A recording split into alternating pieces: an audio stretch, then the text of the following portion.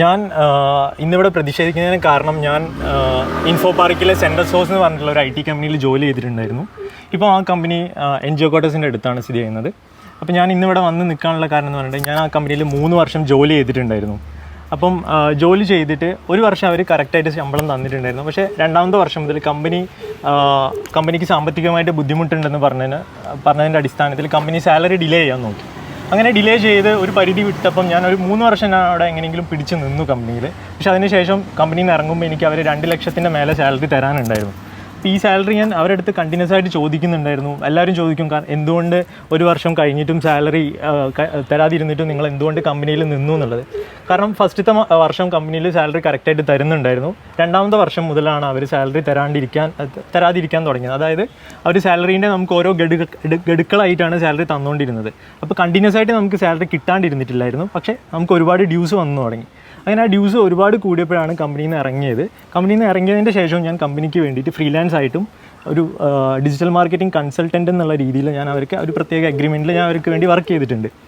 കമ്പനിയിൽ നിന്ന് ഇറങ്ങിയതിൻ്റെ ശേഷം 8 മാസം ഞാൻ കണ്ടിന്യൂസ് ആയിട്ട് അവർക്ക് വാട്സപ്പിലും അവരെ കോൾ ചെയ്തിട്ടും ഒക്കെ അവരെ ഫോളോ അപ്പ് ചെയ്ത് സാലറി ചോദിച്ചിട്ട്, പക്ഷെ അവർ പറഞ്ഞു സാലറി ഇപ്പോൾ തരാൻ പറ്റില്ല, അല്ലെങ്കിൽ സാലറി അവർക്ക് ഇപ്പോഴും സാമ്പത്തികമായിട്ട് ബുദ്ധിമുട്ടുണ്ട്, അങ്ങനെയുള്ള റീസൺസാണ് പറഞ്ഞത്.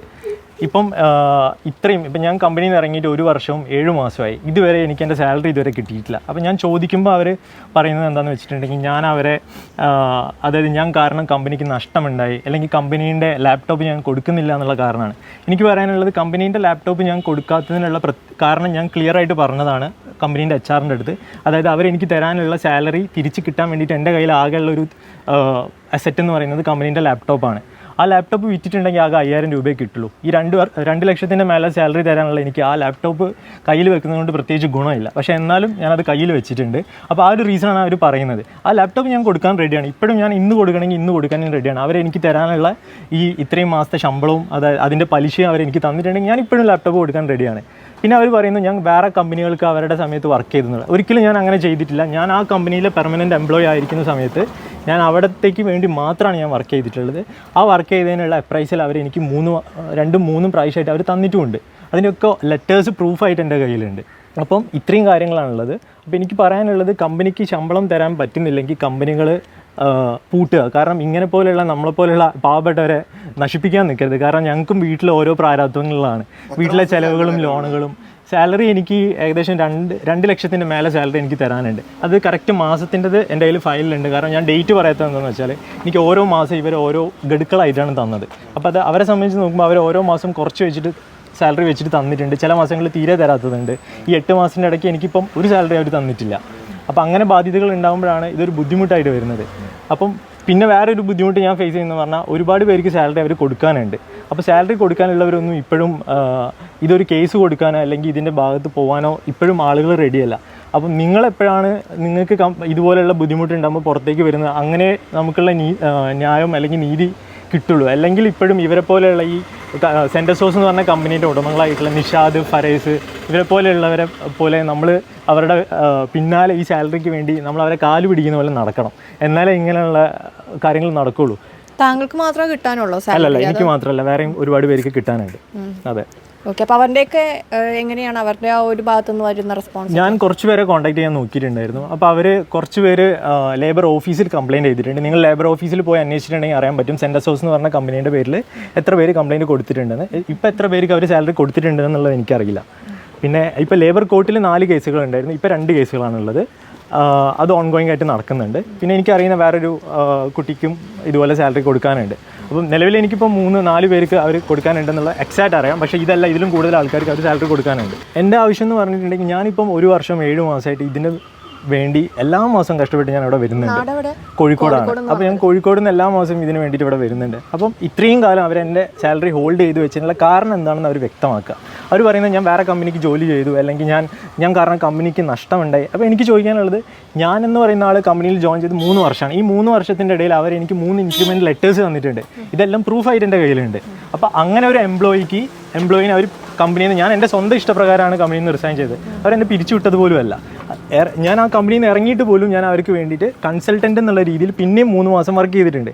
അപ്പം ഞാൻ കാരണം കമ്പനിക്ക് നഷ്ടം ഉണ്ടായിട്ടുണ്ടെങ്കിൽ അവർ പിന്നെ എന്നെ ഫ്രീലാൻസറായിട്ട് പിന്നെയും ജോലി ചെയ്യിപ്പിക്കേണ്ട ആവശ്യം വരുന്നില്ലല്ലോ. സാലറി ഡിലേ ആണെന്ന് അറിയാലോ, പിന്നെ എന്തുകൊണ്ടാണ് പിന്നെയും കോൺട്രാക്ട് ആ ഒരു രീതിയിൽ വർക്ക് ചെയ്തത്? അത് എന്ന് പറഞ്ഞിട്ടുണ്ടെങ്കിൽ ഞാൻ പറഞ്ഞല്ലോ, ഇവർ ഫസ്റ്റത്തെ 1 ഇയർ എന്ന് പറഞ്ഞാൽ വളരെ മാന്യമായിട്ടായിരുന്നു അവർ സാലറി തന്നുകൊണ്ടിരുന്നത്. പിന്നെ അവർ കമ്പനി നഷ്ടത്തിലാണെന്ന് പറഞ്ഞിട്ടാണ് അതായത് ഞാൻ അവരെ കണ്ടത് എൻ്റെ സ്വന്തം ബ്രദറിനെ പോലെയാണ് അവരെ 4 പേരെയും കണ്ടത്. ആക്ച്വലി കമ്പനിക്ക് 4 ഡയറക്ടേഴ്സാണ് ഉള്ളത്. അത് 2 പേര് ഇപ്പോൾ കമ്പനീൻ്റെ ഭാഗമല്ല എന്നാണ് പറഞ്ഞത്. അതുകൊണ്ടാണ് ഞാൻ അവരെ പേര് പറയാത്തത്. കാരണം എനിക്കറിയില്ല അവർ തമ്മിലുള്ള പ്രശ്നങ്ങൾ എന്താണോ കാര്യങ്ങൾ എന്തെന്നല്ല, അവർ കമ്പനീൻ്റെ ഭാഗമല്ല എന്ന് എനിക്കറിയാൻ പറ്റി. അപ്പം എന്നെ സംബന്ധിച്ച് നോക്കുമ്പോൾ ഞാൻ അവരെ എൻ്റെ ബ്രദേഴ്സായിട്ടുള്ള രീതിയിലായിരുന്നു കണ്ടിരുന്നത്. അപ്പോൾ അവർ കണ്ടു. അതുകൊണ്ടാണ് ഞാൻ കമ്പനിയിൽ നിന്ന് ഇറങ്ങിയിട്ട് 8 മാസം വരെ ഞാൻ നോക്കി നിന്നു. പിന്നെ നമുക്കൊരു എന്താ പറയുക, ഒരു വെയിറ്റ് ചെയ്യുന്നതിനുള്ളൊരു പരിധി ഉണ്ടല്ലോ. അത് കഴിഞ്ഞപ്പോഴാണ് ഈ കേസ് കൊടുക്കാൻ തന്നെ പോയത്. കാരണം ലേബർ ഓഫീസർ തന്നെ സാലറി വേണം എന്നുള്ള സംസാരിച്ചു. സാലറീൻ്റെ കാര്യം സംസാരിക്കുമ്പോൾ അവർ പറയുന്നത് ഇപ്പോൾ കമ്പനിക്ക് സാലറി തരാൻ പറ്റിയൊരു അവസ്ഥയിലല്ല, കമ്പനി നഷ്ടത്തിലാണ്, ഞങ്ങൾ കുറച്ചായിട്ട് തന്നു തീർക്കാമെന്നാണ് അവർ പറഞ്ഞുകൊണ്ടിരുന്നത്. അപ്പോൾ 2 ലക്ഷം തരാനുള്ള ഒരു എംപ്ലോയിക്ക് മാസം അവർ ഒരു 5000, ഈ 5000 അവരെ കയ്യിൽ നിന്ന് കിട്ടണമെങ്കിൽ ഞാൻ അവരെ കാല് പിടിക്കുന്ന പോലെ അവരെ കണ്ടിന്യൂസ് ആയിട്ട് കോൾ ചെയ്യണം. അവർക്ക് മെസ്സേജ് അയച്ചാൽ മാത്രമേ എനിക്കൊരു 5000 10,000 അവരിട്ട് തരുള്ളൂ. അത് ഒരു മാസം നമ്മൾ കണ്ടിന്യൂസ് ആയിട്ട് വിളിച്ചിട്ടുണ്ടെങ്കിൽ അപ്പോൾ ഞാൻ എത്ര കാലം വെയിറ്റ് ചെയ്യണം അവരെ കയ്യിൽ നിന്ന് ഓരോ പൈസ ഇടണം? ഞാൻ അഡ്വാൻസ് ഉണ്ടാക്കിയ പൈസയിലെ എനിക്ക് ഒരുപാട് 10-15 ലക്ഷം എനിക്ക് ലോണുണ്ട്. വീടിൻ്റെ ലോണായിട്ടും എഡ്യൂക്കേഷൻ ലോണായിട്ടും അത്രയും ലോണുകളുണ്ട്. അപ്പം ഇവർ ഈ പൈസ ഹോൾഡ് ചെയ്ത് വെക്കും, ഞാൻ അതിനും കൂടെ ഉള്ള പലിശ അടച്ചുകൊണ്ടിരിക്കുക മാസം. അപ്പം ഇവരിത് എത്രയും പെട്ടെന്ന് തന്നിട്ടുണ്ടെങ്കിൽ എനിക്ക് അറ്റ്ലീസ്റ്റ് എനിക്ക് എൻ്റെ ലോണും കടങ്ങളിൽ നിന്നും കുറച്ചെങ്കിലും ആശ്വസിക്കാൻ പറ്റും. അതാണ് ഞാൻ വിചാരിക്കുന്നത്. അപ്പോൾ എനിക്ക് അവർ തരാനുള്ള പൈസയും അതിൻ്റെ പലിശയും, അതായത് ഞാൻ ഇത്രയും കാലം 1.5 വർഷമായിട്ട് ഇതിന് വേണ്ടി നടക്കുന്നുണ്ട്, അതിൻ്റെ പലിശയും അവരെന്തായാലും തരണം എന്നുള്ളതാണ് പറയാനുള്ളത്. കേസ് ഇപ്പം ഏകദേശം 1 ഇയറിൻ്റെ അടുത്തായിട്ട് കേസ് നടക്കുന്നുണ്ട്. കേസിൻ്റെ സ്റ്റാറ്റസ് ഇപ്പം കേസ് ഓരോ പ്രാവശ്യം വിളിക്കുന്നുണ്ട്, പക്ഷേ കാര്യമായിട്ടൊരു പ്രോഗ്രസ് ഇപ്പം ഇല്ല കേസിൽ.